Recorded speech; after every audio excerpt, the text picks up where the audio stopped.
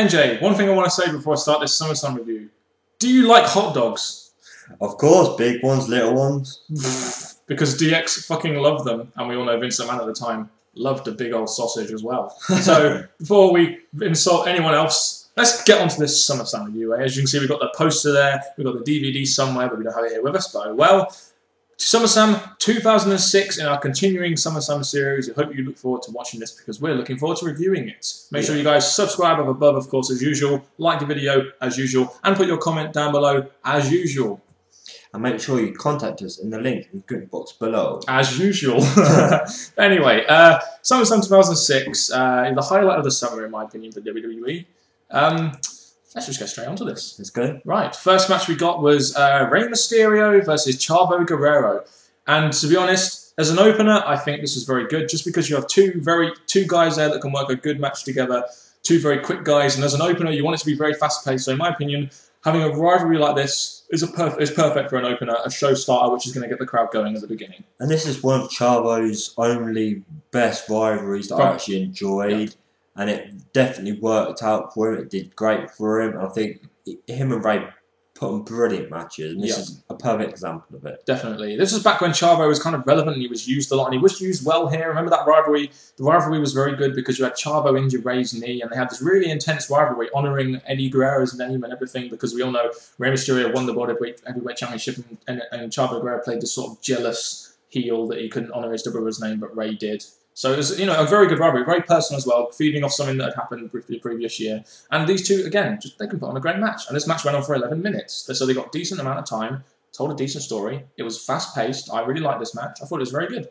I said it was a good match. It was, as I said before, these two put on a great fight, and this was one hell of a good fight for them. So a cruiserweight-style match here, and Vicky Guerrero interferes in the match. And can I say one thing, NJ? She looks all right now, but boy, was she fucking ugly back then. Oh man, she has lost a lot of weight since, and she is actually looking very nice right about now.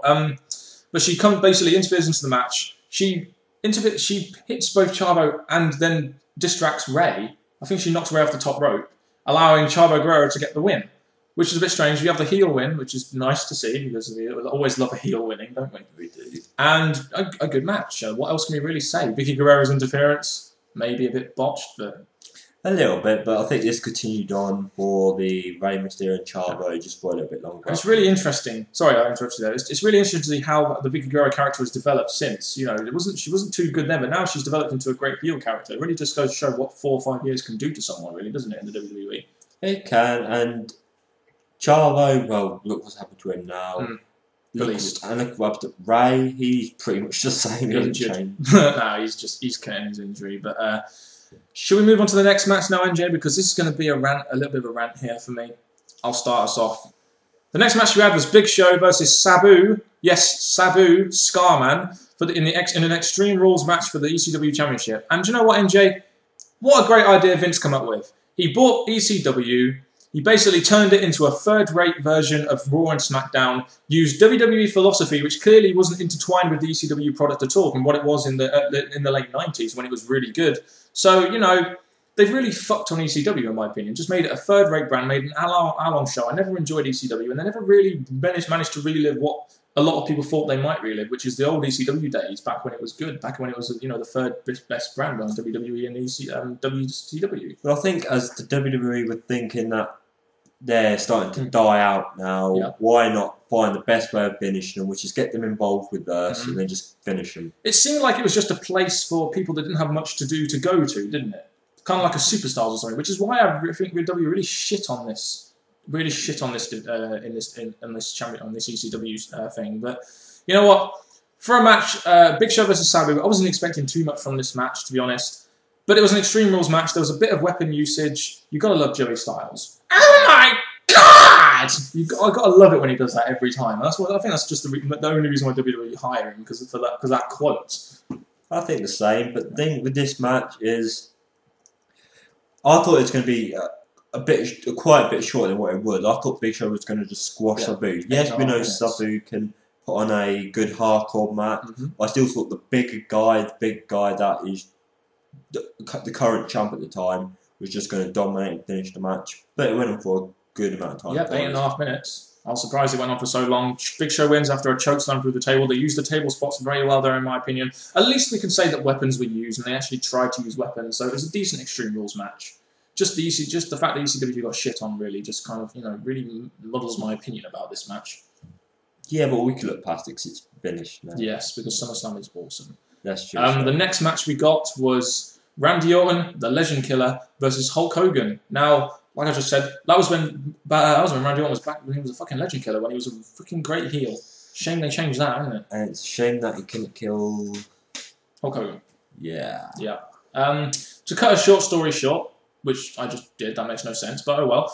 To cut a long story short, Randy Orton beats Hulk. No, that's what I wanted to happen. I wanted Randy Orton to beat Hulk Hogan, but Hulk Hogan beats Randy Orton in an 11-minute match. This was Hogan's last match before leaving, and I guess it's kind of good for Orton that he was facing probably one of the biggest legends in Hulk Hogan to kind of develop his Legend Killer gimmick. I really wish they would have made him win, just because it's Hogan's last match and you're trying to develop Randy Orton. Do you know what I mean?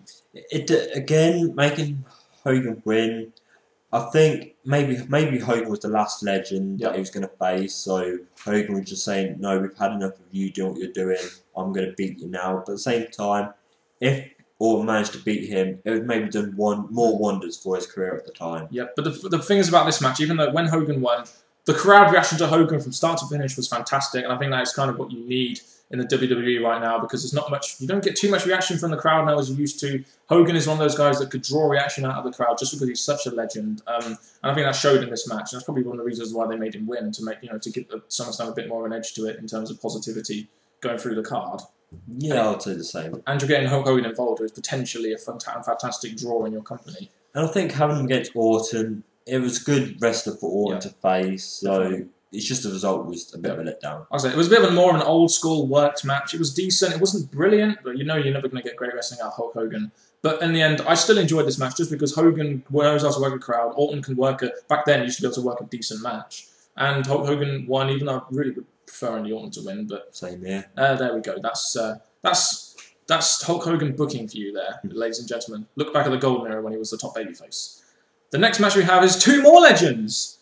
Ric Flair versus Mick Foley in an I Quit match.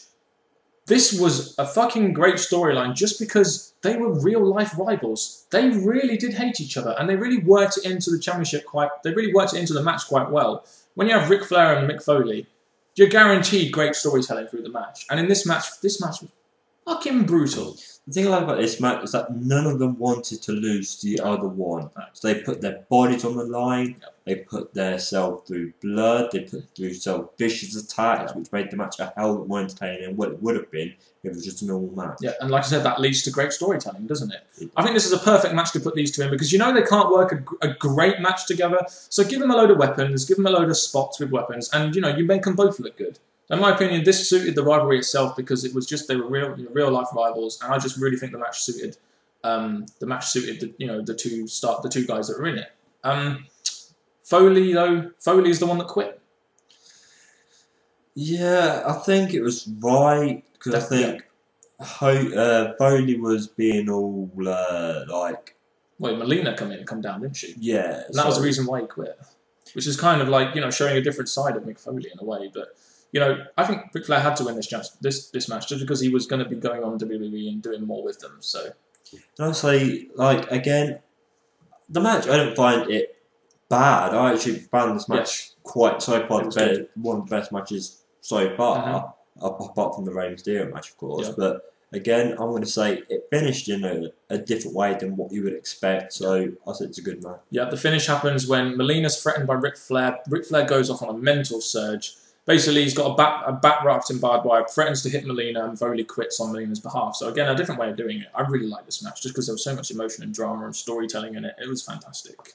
And it could have gone on longer. Yeah. I think these two, they were poor with blood and that, but I still think it could have gone long just because of how well they are in the ring together. Yeah, of course, but you have to take into account their abilities as a wrestler in there as well when they're getting a little bit older. But I think it got a decent amount of time. It did well for what it had. It did well for the time it had, in my opinion. That is very true, yes, I'll say that. The next match we'll go on to now is a World Heavyweight Championship match. Batista versus King Booker. And fucking hell, I hated what WWE did with Booker T and made him a fucking stupid weak heel King fucking Booker with his royal fucking court. I hated King Booker almost as much as I hated JBL. I really fucking hated them, and not because they were great heels. It just I didn't like the way WWE booked them. No, and this match again, you're all looking at the Animal Batista, thinking that this is going to be his chance to just destroy King Booker. Yeah. And the match, it goes on 10 minutes in a 10-minute match, and it is mainly looking like Batista's match. Of course, it does look like Batista's match because he was booked as a weak heel. That's why. Yeah. Kind of like Miz was when he first started his title reign. And to talk about weakness, the match ended with Sharmell getting involved in the match, jumping on. I think Batista's doing a move. What a weak ending. Yeah, just and the disqualification, was that the best ending you could have come up with, WWE? Could you not make Booker T win semi-clean? I'm just saying. But then again, even though Batista don't get the championship tonight, it goes on and they continue having their match, and eventually does. This is a really average match to me, just maybe even less than average, just because it got a decent amount of time, but it's just that King Booker was booked so weak that it's just you couldn't believe him as a viable main event guy. I just really couldn't, and the disqualification finish really said it all for me. How cheap and how weak he was as a champion. I really didn't like what they did there. So in my opinion, although I like Batista, I didn't really like this match at all. And not the best match of the night. No, so definitely not.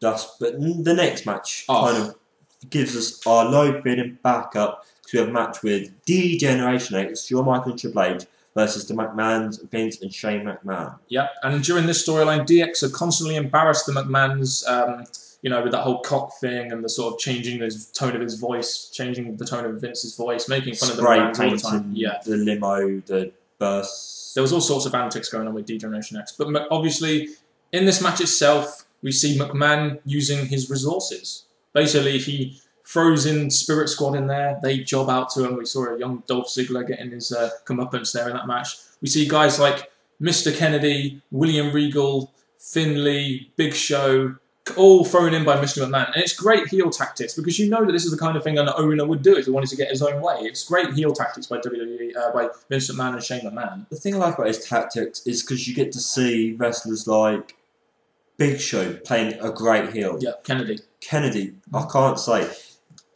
The way he was using this match, I think it was right using him, making him a heel. Because I think he played his part in this match greatly. The others, I think they were just there because they didn't know who else to use. Yeah, probably. Let's use all the other heels on the Raw roster at the moment. Basically. This match pretty much had, after they beat DX down, it pretty much had Shane and Vince dominating Shawn Michaels for about 10 minutes, I'd say. And then, of course, DX, when Triple H comes back, he comes back and helps DX win the match. And what a, perfect time for DX to win the match, against Vince and Shane McMahon. We had an interference with Umaga, but Kane managed to clear it. Your man Kane cleared him off. Yeah, made this match good. He cleared him off. Well done, and what a great wrestler. And then we just had Triple H come in and Sweet Music, Pedigree, all finished. So DX pretty much win the match to make the crowd happy. You get one up on Vince and Shane McMahon, you're going to send the crowd off happy. In my opinion, one of the reasons I like this match is because WWE relived DX, and DX were a huge draw at the time. Kind of like we had Hulk Hogan, DX were another draw that WWE had. People loved DX, and they were really over with the crowd. And it's kind of reliving that Attitude Era as well, isn't it? Which was, was such a success. And it's always good to get the McMahons involved in such a positive way like this. The thing I want to say about this is they got the crowd in a good mood, ready for the main event. Yes, because this main event involved John Cena, so no crowd is ever in a good mood for that match. But with Edge as the champion, the crowd were probably in a bit of a better mood, even though Edge was a heel. In this main event match, we had Edge versus John Cena for the WWE title. If Edge was disqualified, he would lose the championship. And this was kind of Edge's start in the main event after his Money in the Bank, when his proper rivalry with John Cena, the one where he went back and forth with him. He was really establishing himself as a main event heel at the time, and I think this match kind of allowed him to establish himself even more, because it showed that he wasn't a cheap champion, that he could actually beat Cena. The thing I liked about this match is, again, Cena loses. Cena loses being the bigger point. The other point is that these two did have a good rivalry. Yeah, they did. Even though I hate John Cena, these two, their rivalry was probably one of their best. I still remember that TLC match they had. I love that TLC match. We have that on DVD somewhere. They had some great matches together, I think. And they did. Edge was a great heel as well. I mean, he had Lita as well with him. Great heel team together, in my opinion. Edge wins the match with brass knucks after Lita comes in and the ref is distracted. So, smart thinking there by the ultimate opportunist, the rated R superstar Edge. I thought the match itself was okay. I enjoyed this match just because there was a lot of build going into it. There was the whole if Edge got disqualified, you really wanted to see Edge sort of really solidify himself, and he really did in this match. I quite enjoyed this match, even though it had Cena in it. And the thing is, you've had a good SummerSlam so far. So for these two to be in the main event, put them exactly where they should be, because these two should be in the main event. Yep. And it was just a good way to round up SummerSlam. Definitely. Just a great rivalry. Not the best main event match you're going to see, but it was a great rivalry none the same. And Edge wins the belt to establish himself as a main event heel. So again, WWE here have kind of gone another way to develop a new main event guy in Edge. And at the time, look what he's gone since then. He's won 11 World Heavyweight Champions. He's won 11 main event titles. So, what can we say really? And John Cena loses. Thank you very much for this SummerSlam WWE. So really, overall thoughts. All I pretty much want to say, I want to say something first here. This card was very good. I think what I liked about this card is you had two real good draws. You had Hulk Hogan and you had DX. And those were two things that on that card that I really liked. I just really like because they're a draw, and people are going to tune in to watch, and they both won, so people are going to love this pay-per-view. I really think this card was very strong, and other than a couple of matches, I do think most of the matches were very good, which is why I'm going to give this a B+. The thing that's going to maybe downfall it for me is that there was no mid-card title matches, which was a big shame. It was. I do enjoy a mid-card match. I do think those kind of matches have the potential to be match of the night. And I agree with you. I totally agree with you. Why was there no IC title match or US title match? It's a bit of a shame, really. If we saw one of those, I probably could have given it an 8. Because there's some matches that could have had a title. Yeah. Like maybe the Rey Mysterio and Chavo could have had some kind of title. Again, as I said in other reviews, every event has somewhere to improve that could have maybe got a bigger grade. Do you think the ECW Championship can be classed as a mid-card title? Or an undercard title? Pretty much, I think. Yeah, so I'm going to say... I really enjoyed this pay-per-view, that's all I'll say. We start off with a good warm-up match, which I'm going to say it was great. Then we moved down to Hogan and... Which was a good match. And that was a good match. It did good for both of them in some way. Yep. Then we had the great I Quit match, which was awesome. Then we get to the main events, the 3 main events, which I thought was awesome. A good way to finish the night. Booker T and Batista. Which was a big That was a bit of a letdown.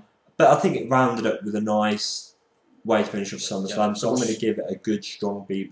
Okay, fair enough. So we're both agreed. We're giving SummerSlam a lot of Bs lately. That's just because they're very good. What can we do? We can't help the fact that SummerSlams are usually very good. Apart from 2001 and 2004, but we've already done those, so no worries. That's pretty much it from us. You've heard our overall thoughts on this. You've heard our thoughts on each match.